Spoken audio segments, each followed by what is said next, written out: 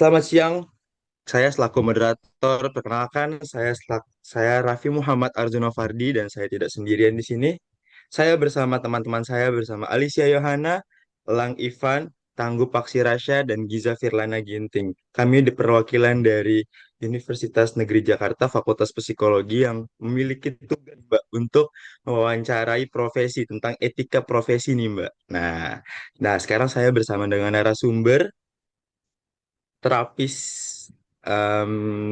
Mungkin boleh Mbak perkenalkan diri. Oke, nama saya Dian Suryandingrum. Saya psikolog di Biro Psikologi Dwi Payana ya, seperti di apa namanya virtual background saya. Kalau boleh dicek atau di browse ya di Biro Dwi Payana itu Biro Psikologi yang ada di Bandung. Jadi base-nya ada di Bandung. Kemudian apa namanya keprofesian saya itu bisa di search di apa namanya website HIMSI ya, Himpunan Psikologi Indonesia. Silakan. Oke, apalagi yang mau ditanya? Oke, mungkin kita memiliki beberapa pertanyaan nih Mbak. Hmm, tentang tugas etika kita nih Mbak, tentang etika profesi. Mungkin pertanyaan pertama Mbak, kita langsung aja ya. Boleh. Em, Kira-kira job desk pekerjaan Mbak ini bergerak dalam bidang apa tuh Mbak? Dan apa aja tuh ya? Mbak ngelakuin apa aja dalam pekerjaan Mbak itu? Oke. Karena saya berprofesi sebagai psikolog, maka saya sehari-hari itu memberikan layanan psikologi. eh Mulai dari pemeriksaan psikologi, kemudian juga wawancara, observasi, pembuatan laporan psikologi, konseling, gitu ya. Terus terapi, terus saya menjadi fasilitator workshop diagnostik, saya menjadi fasilitator apa pelatihan beberapa pelatihan-pelatihan yang temanya mostly memang psikologi begitu.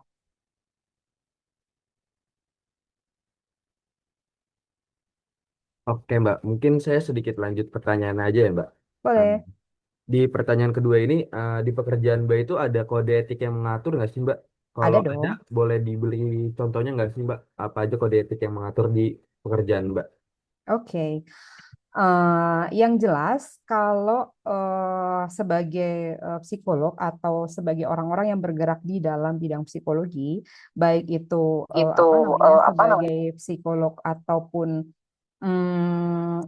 ilmuwan psikologi itu pasti mengacu pada Kode Etik Psikologi tahun 2010 ya. Jadi Kode Etik Psikologi yang berlaku di Indonesia yang ditetapkan oleh HIMSI itu masih belum ada revisi dan belum ada pembaruan. Jadi kita masih pakai Kode Etik Psikologi tahun 2010.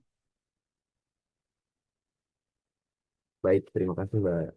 Mungkin boleh dilanjut teman-teman. Hmm, oke Mbak Dian, saya mau nanya, kenapa sih pekerjaan Mbak itu perlu ada kode etik yang mengatur? Itu kenapa ya kira-kira? Eh, Kalau bayangan kalian tentang kode etik itu sendiri seperti apa? Saya pengen tahu dulu supaya saya bisa apa namanya luruskan kalau masih ada pemahaman yang belum tepat.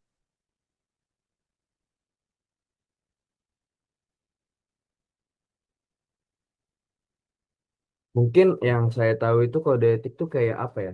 Sebuah peraturan gitu loh Mbak. Di mana ketika kita kerja itu kan ada aturan-aturan hak yang batasan-batasan yang boleh kita lakuin atau mungkin apa ya jadi suatu tingkat apa etika kita buat ngejalanin profesi kita itu Mbak, jadi nggak sembarangan kita tuh boleh ngejalanin semuanya gitu, mungkin seperti itu Mbak yang kita tahu. Yang lain ada pendapat? Kalau menurut saya, kode etik itu seperti norma di kehidupan gitu, Mbak. Kayak misalnya eh, di lingkungan sekolah pasti kan ada normanya buat agar kita nggak seenaknya gitu. Seperti itu, Mbak. Oke, ada yang mau nambahin lagi? Kurang lebih sama sih Mbak, pendapat saya kayak mereka.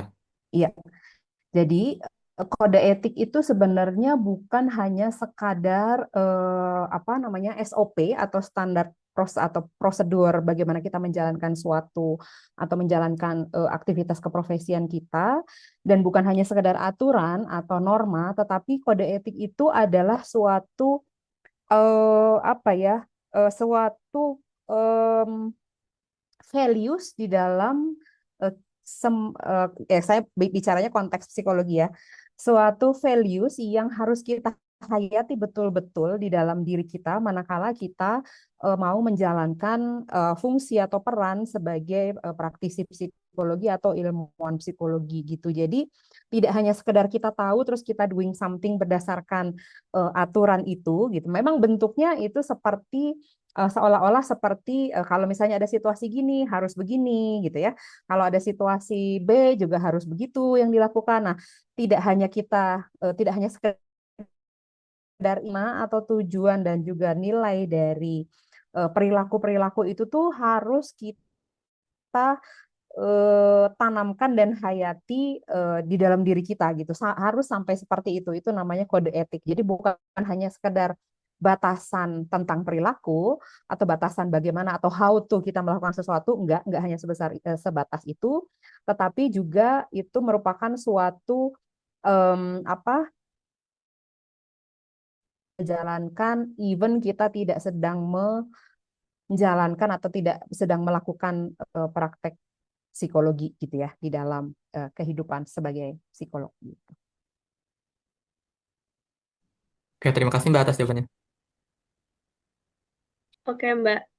Untuk pertanyaan selanjutnya, isu-isu pelanggaran etik apa aja yang biasanya terjadi berkaitan dengan profesi Mbak? Banyak banget.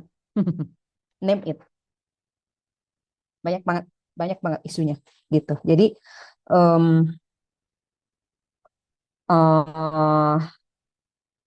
apa yang kalian ketahui misalnya apa atau apa namanya etika tentang apa misalnya? Mungkin Mbak boleh ngasih satu contohnya gitu Mbak, biar kita juga tahu. Soalnya kita bener nggak tahu nih Mbak tentang Oke. isu-isu etik-etika tersebut itu Mbak. Sederhana aja yang apa namanya yang sehari-hari dan mungkin mudah kalian bayangkan ya. Kalian sudah belajar pemeriksaan psikologi belum? Pengambilan data atau pemeriksaan psikologi? Udah ada yang dipelajari belum? Belum sama sekali. Oke, Belum apa Mbak. ya? Kalian pernah mengikuti psikotes? Ya Mbak, mungkin sudah pernah. Ya, kalian sudah pernah mengikuti psikotes. Nah, em, apa namanya? Ketika seseorang conducting pemeriksaan psikologi itu ada instruksi standar yang harus diberikan kepada peserta. Nah, kenapa harus standar? Karena kalau tidak sesuai dengan standarnya atau tidak standar, bagaimana apa namanya peserta psikotes itu akan mendapatkan perlakuan yang berbeda dengan peserta yang lainnya. Nah, itu pelanggaran kode etik. Itu salah satu contoh ya. Sederhana banget. Jadi kenapa instruksi itu kayak misalnya aja kalau ulangan matematika, ulangan di sekolah gitu ya, di SMA dulu kan guru tinggal taruh soal ini lembar jawabannya silakan kerjakan gitu ya. Nah, tapi kalau conducting apa namanya psikotes itu ada instruksinya dan instruksi itu betul-betul harus diikuti apa nilai-nilainya itu nggak boleh salah karena supaya kita memperlakukan peserta psikotes satu dengan yang lain itu sama gitu. Kalau berbeda berarti kita sudah melakukan pelanggaran kode etik. Itu salah satu contoh gitu.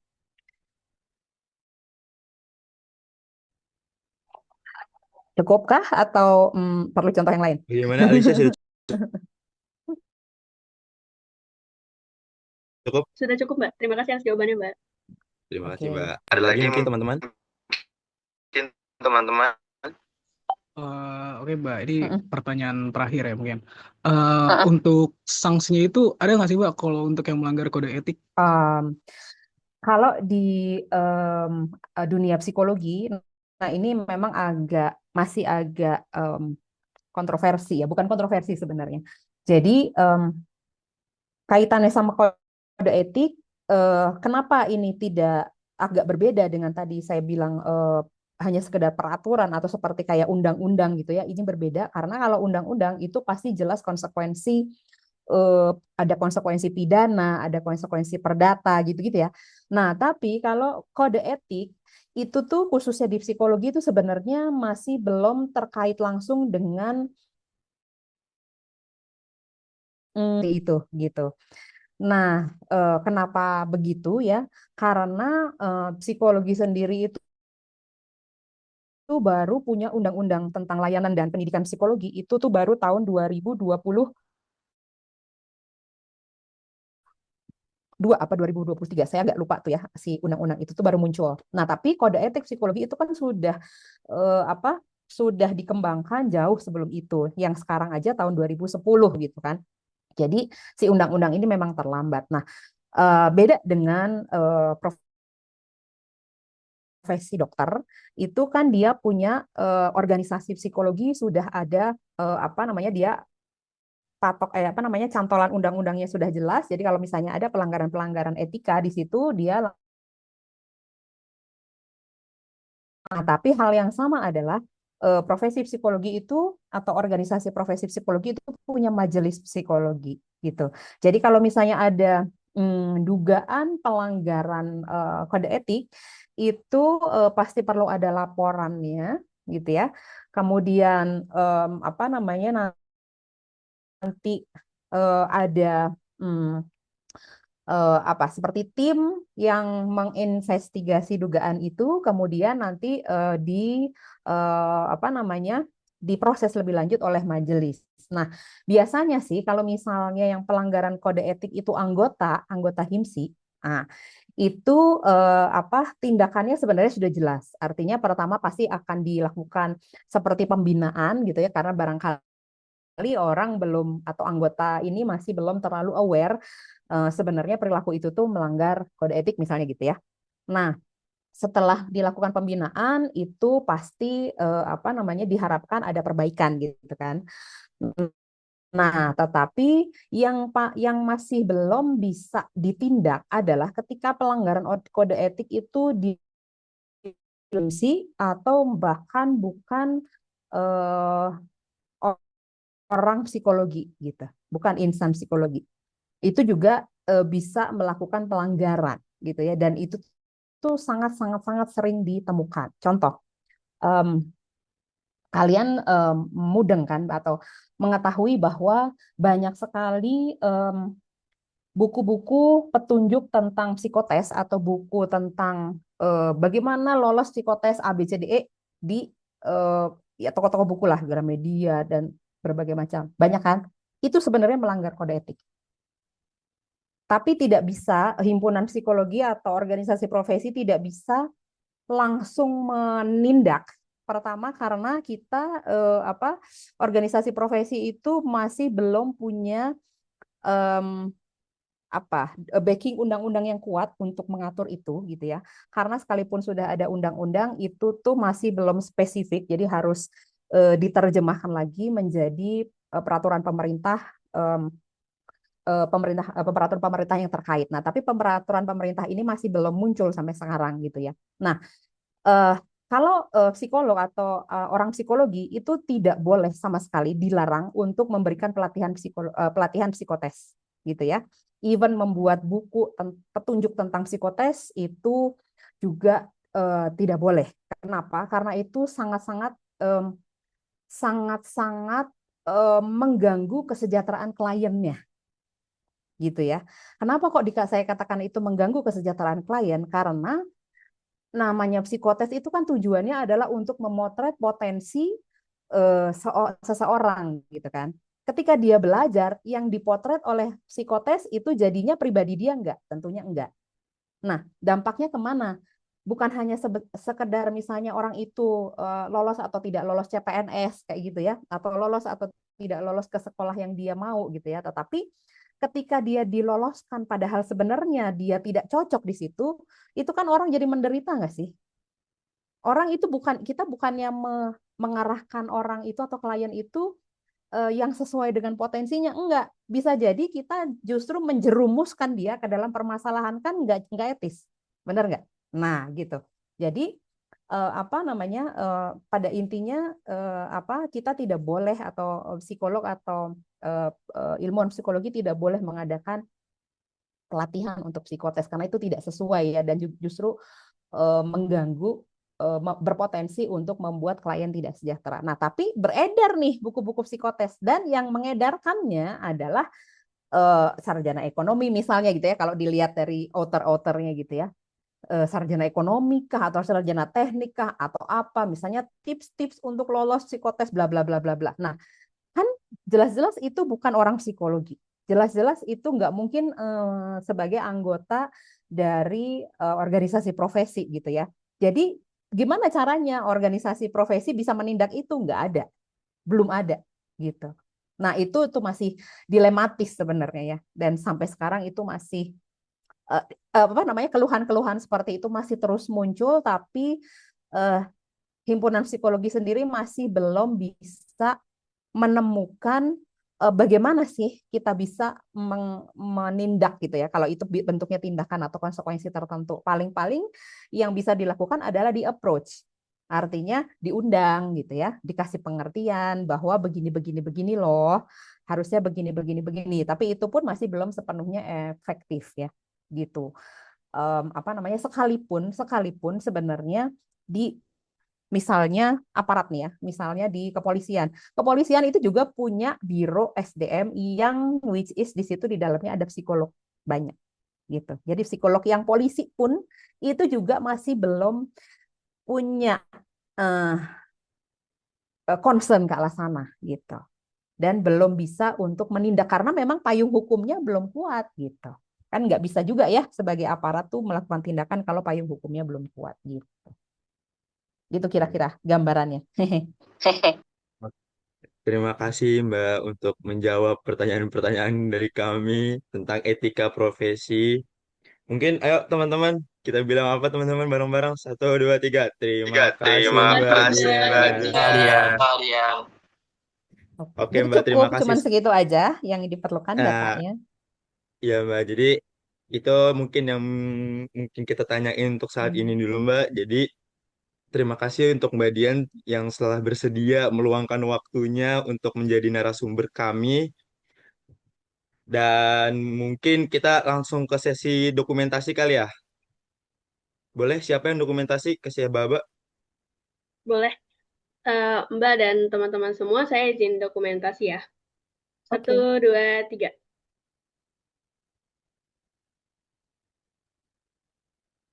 Sudah, Mbak? sudah?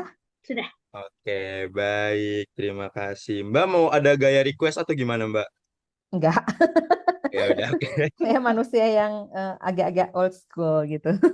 Alright, oke, nggak apa-apa, Mbak. Oke. Terima Oke, Bu. Iya, Sebelumnya, Bu, sekarang selamat siang dan selamat datang. Perkenalkan terlebih dahulu, saya Raffi Muhammad Arzuno Fardi selaku moderator di sini, ditemani iya. oleh teman-teman saya, Giza Firlana Ginting, Alicia Yohana, Elang Ivan, dan Tangguh Paksi Rasya. Nah, di sini tuh kami mahasiswa semester 1 jurusan Psikologi Universitas Negeri Jakarta, Bu. Nah, kami Iya. sedang melakukan tugas di mana harus mewawancarai sebuah profesi yang memiliki etika dalam berprofesi, Bu. Nah, Iya. seperti itu. Nah, mungkin kita langsung ke pertanyaannya saja bagaimana, Bu? Boleh, silakan. Oke, mungkin pertanyaan pertama, em, Ibu tuh apa saja sih yang Ibu lakukan dalam jobnya Ibu? Kayak job desk-nya Ibu tuh apa aja? Ibu sebagai guru, kebetulan Ibu sebagai guru BK ya. Yang dilakukan sih banyak ya sebenarnya ya. Ya pastinya mendidik lah gitu. Mendidik ini umumnya ya, cuma kalau khususnya kan pasti ada lah strategi-strategi dalam penanganan siswa seperti itu. Kamu garuk-garuk kepala mulu, Raffi. Gatel nih kayak palanya nih. Bu. Gitu. Secara khusus, secara umumnya sih, mendidik ya kan, membimbing gitu. Secara khususnya, secara umumnya, tapi secara khususnya ada lah profesi, maksudnya ada beberapa eh, kayak misalnya tugas penanganan siswa kayak gitu. Seperti itu sih, khususnya lebih seperti itu. Khususnya itu tergantung bagaimana kita menangani siswa atau kondisinya si siswa itu permasalahannya apa ataupun apa yang menjadi keluh kesahnya atau apapun lah berkaitan dengan itu dengan profesionalitas kita begitu. Oke, baik. Mungkin untuk selanjutnya, pertanyaan selanjutnya bisa dilanjutkan oleh teman saya. Oke, Ibu, sebelumnya saya izin bertanya. Untuk di pekerjaan Ibu sendiri, ada nggak sih kode etik yang mengatur? Dan kalaupun ada, boleh dikasih tahu nggak Bu contohnya seperti apa kode etik yang mengatur dalam pekerjaan Ibu sendiri? Kode etik itu pasti ada ya.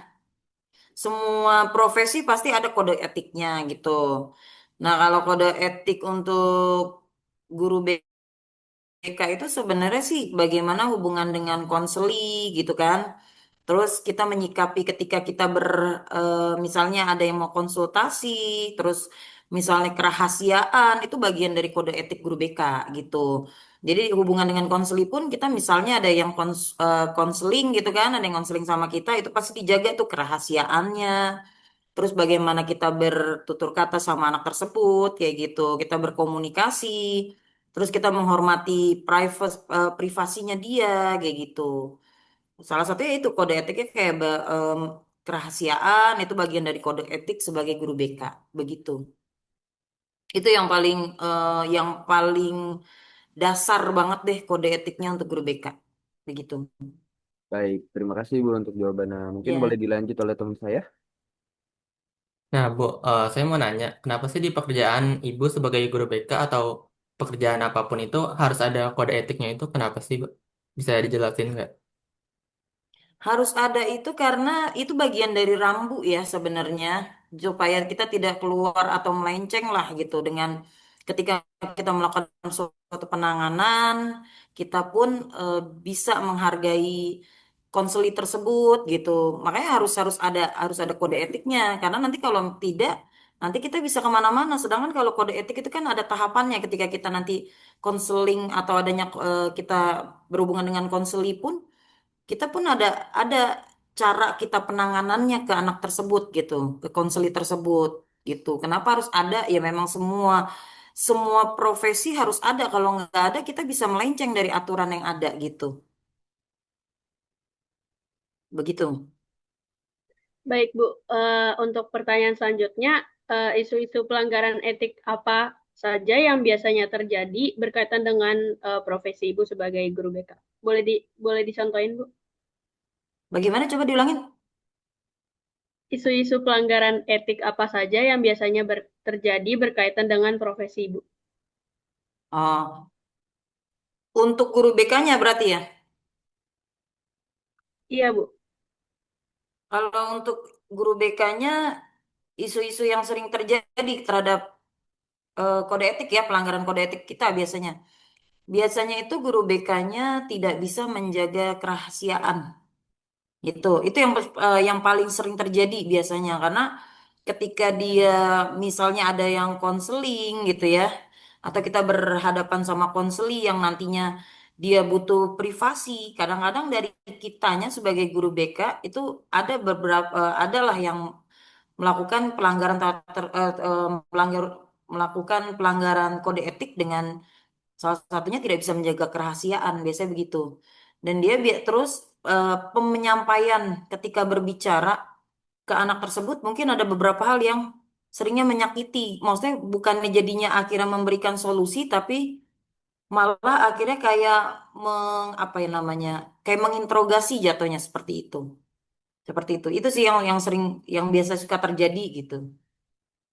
Jadi akhirnya kan pada akhirnya efek dampaknya juga ke kelanjutannya gitu. Kelanjutannya setelah kita melakukan konseling kayak gitu. Biasanya itu terjadi seperti itu. Selanjutnya yang itu yang dampaknya merugikan si konseli khususnya gitu. Gitu ya. Oke, baik. Terima kasih. Mungkin boleh ke pertanyaan selanjutnya. Lanjut pertanyaan Kak. Nah, untuk pertanyaan itu sanksi itu ada nggak sih Bu untuk Bagaimana yang Lang? Agak putus-putus Lang.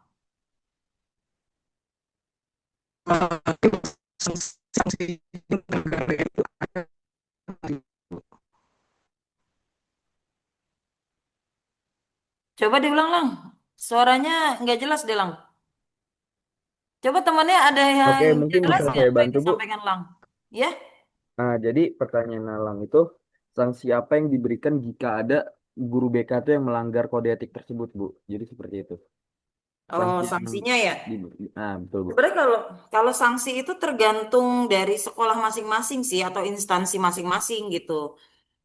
Mungkin ada yang memberikan peringatan gitu, ada juga yang mungkin kalau yang langsung atau yang aturannya tegas mungkin dia langsung dikeluarkan atau harus cari sekolah lain seperti itu. Tapi biasanya kalau kayak gitu masih dalam tahapan misalnya dinasehati, pendekatan biasanya begitu ke guru BK-nya langsung, biasanya begitu. Kalau misalnya hal itu tersebar, tapi kalau sampai tidak tersebar atau tidak diketahui sama pihak instansi atau pimpinan mungkin tidak akan diapa-apain gitu. Tapi kalau ketahuan kurang lebih seperti itu. Jadi awal mungkin biasanya diberikan nasihat, masukan atau diingatkan kembali nih kode etik sebagai guru BK yang profesional tuh harus bagaimana gitu. Salah satunya kerahasiaan itu perlu dijaga kayak gitu. Gitu Oke, Giza. baik. Mungkin itu pertanyaan terakhir dari kami ya, selaku yang mewawancara. Oke. Mungkin selanjutnya kita langsung ke sesi dokumentasi aja mungkin, Alicia. Oke. Ibu dan teman-teman, saya izin dokumentasi ya. 1, 2, 3. Oke. Mungkin sekali lagi. 1, 2, 3. Baik, sudah. Terima kasih, Bu. Baik. Terima kasih, Ibu.